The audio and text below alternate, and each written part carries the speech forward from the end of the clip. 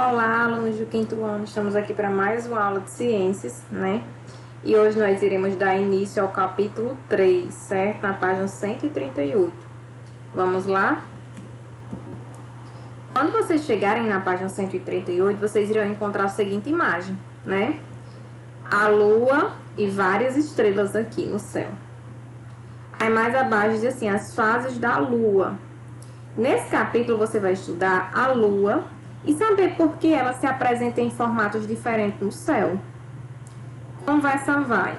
Observe a imagem de abertura. Você sabe o nome do corpo celeste retratado nela? Será que ele é visto todos os dias no céu dessa mesma forma?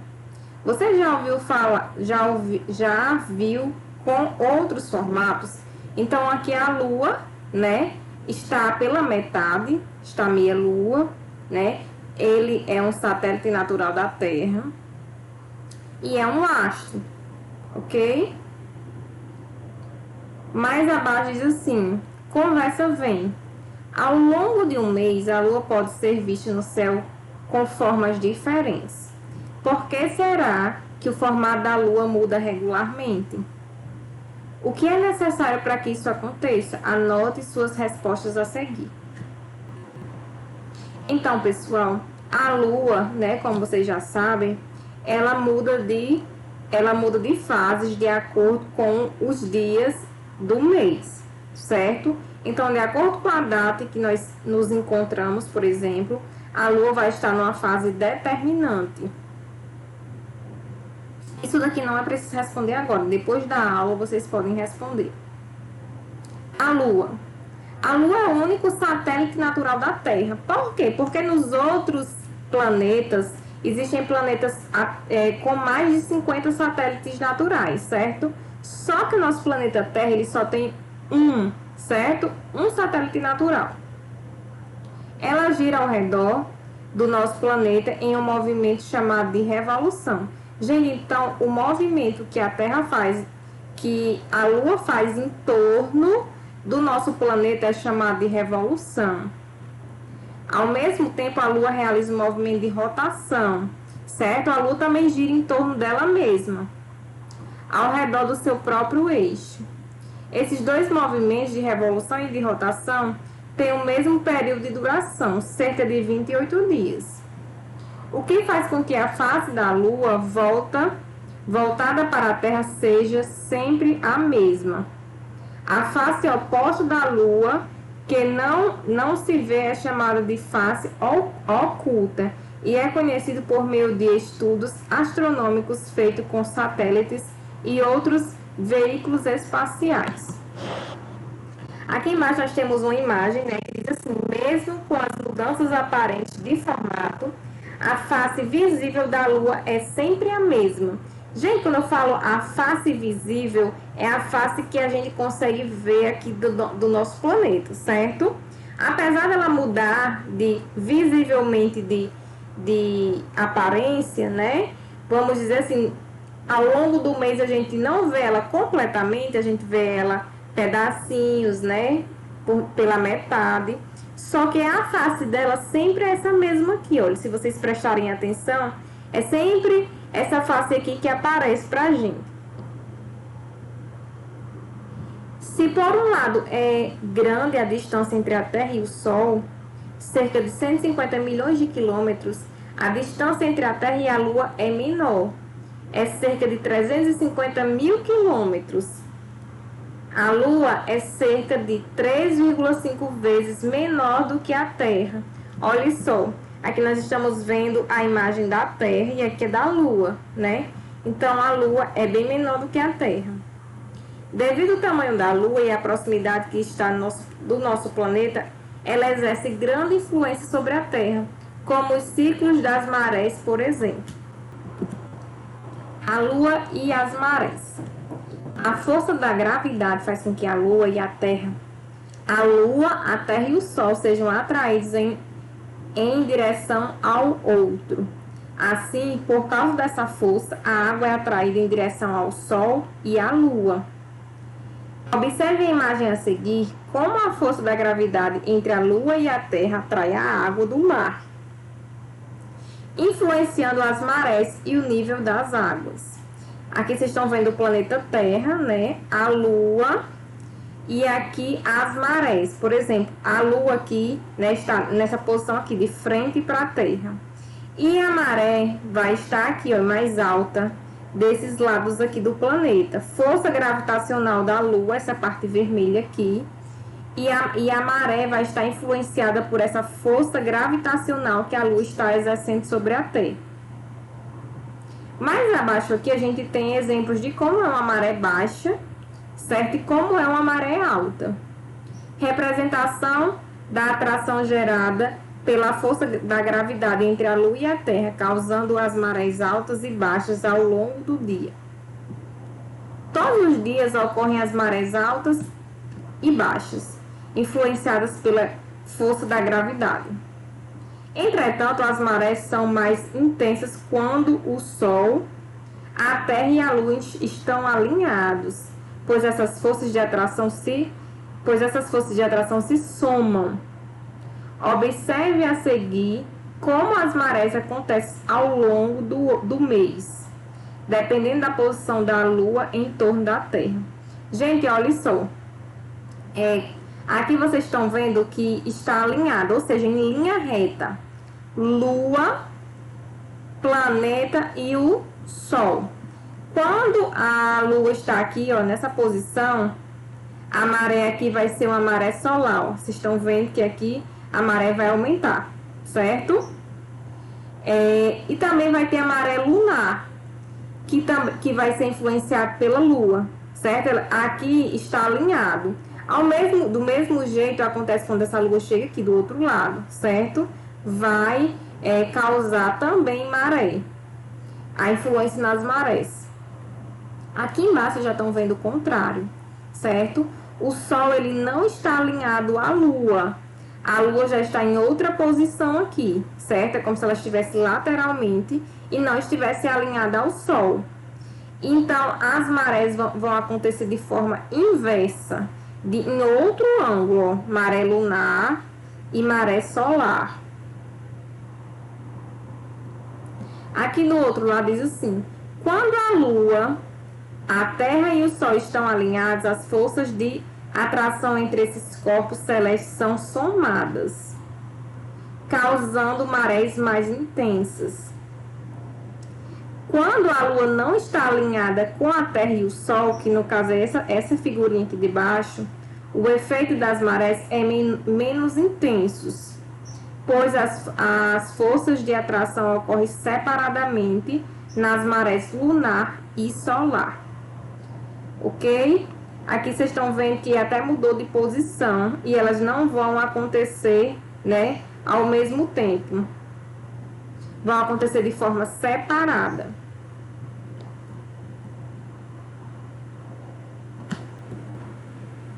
Vocês estão vendo que aqui essa imagenzinha mais clara representa a maré lunar. E essa maré aqui mais escura representa a maré solar.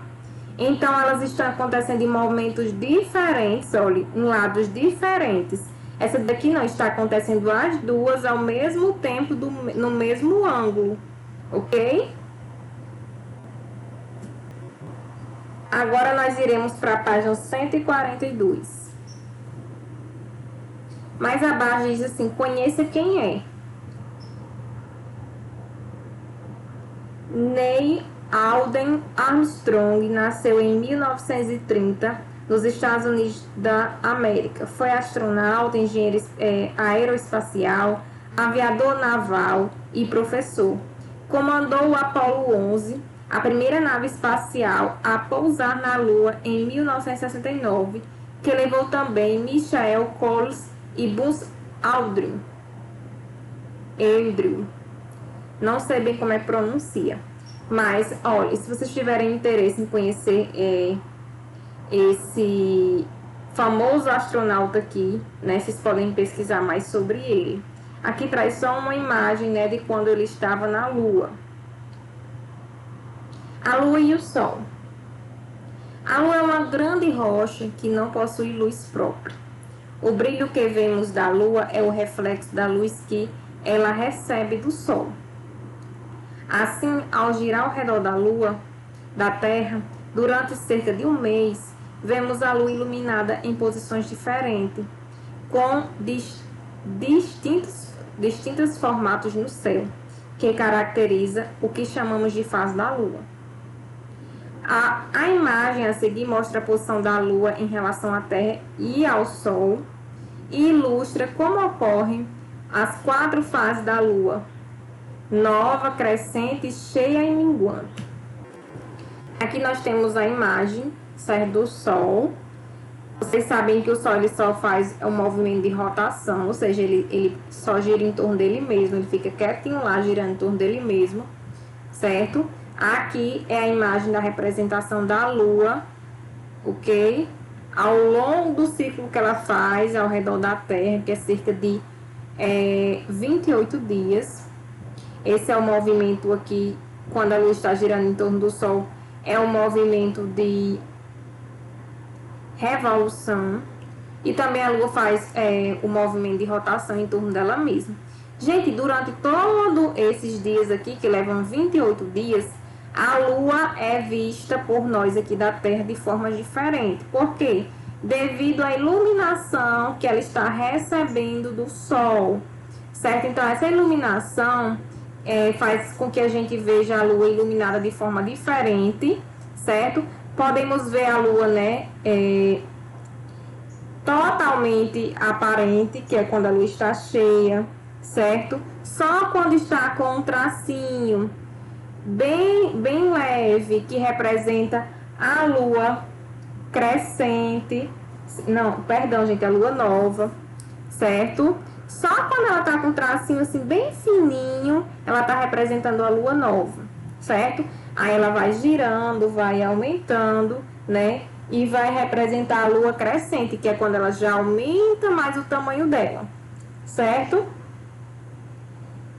Quando está totalmente visível a Lua cheia, certo? E quando está ainda pela metade é a Lua minguante. Se eu não me engano, ontem eu olhei para o céu e a Lua estava pela metade, então ela estava Lua minguante, certo? Vamos agora para a próxima página. Página 143 diz o seguinte: conforme a Lua gira ao redor da Terra, temos a impressão de que ela muda de formato no céu. Mas isso não acontece efetivamente. Gente, não é que ela mude de formato, ela está no mesmo formatozinho arredondado lá de esfera. Só que, como eu disse para vocês, a iluminação que ela recebe do Sol que vai acontecer de forma diferente. Por isso que nós, né, temos essa visualização diferente, mas ela continua do mesmo jeito lá.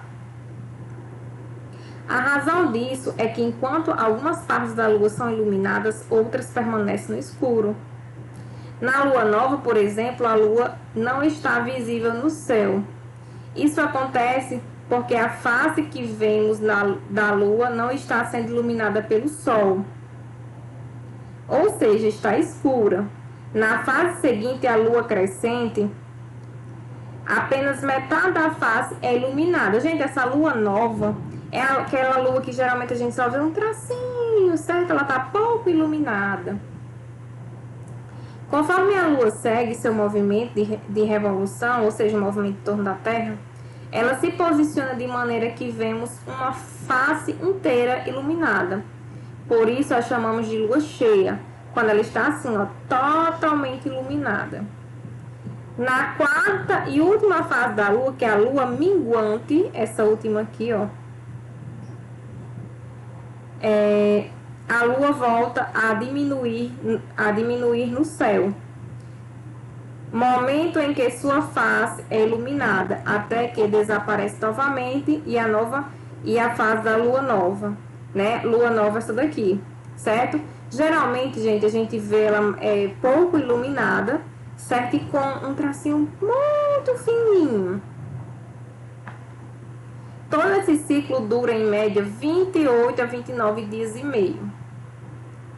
A maneira como vemos a Lua no céu depende de onde estamos localizados na Terra, se é no hemisfério norte, né? Ou se é no hemisfério sul. Por exemplo, no hemisfério sul, A lua crescente tem um formato aproximado da letra C e a lua minguante da letra D. Quando no hemisfério norte é o contrário. Observe as mudanças contínuas no formato da lua nos hemisférios sul e no hemisfério norte na imagem a seguir. Aqui nós temos as fases da lua. Ao longo do movimento de revolução, é possível observar a lua da Terra em diferentes formatos, dependendo da parte que está sendo iluminada pelo Sol. Assim, a lua apresenta 4 fases, que duram cerca de 7 dias cada. São elas lua nova, certo? Essa primeira aqui. É quando eu digo que só dá para ver esse risquinho aqui e geralmente ela tá toda escura. Depois vem a lua crescente, certo? Que é essa daqui que ela está apareceu já parte dela, né? Depois tem a lua cheia, que é a lua que está totalmente iluminada. E por fim, certo? A lua minguante, que é quando ela também está só parte iluminada. A lua está presente no céu durante todo o dia, apesar de ser observada mais facilmente durante a noite. Ela também pode ser vista em horários diferentes em cada fase. Gente, durante o dia nós não conseguimos ver a lua, né? E as estrelas, por exemplo, não é porque elas não estejam lá, né? Elas continuam no mesmo lugar. Elas continuam lá no espaço, só que nós não conseguimos presenciar, visualizar devido à grande luminosidade do Sol, certo? Os raios solares, que o Sol é uma estrela, ofusca o brilho de todas as outras estrelas, certo?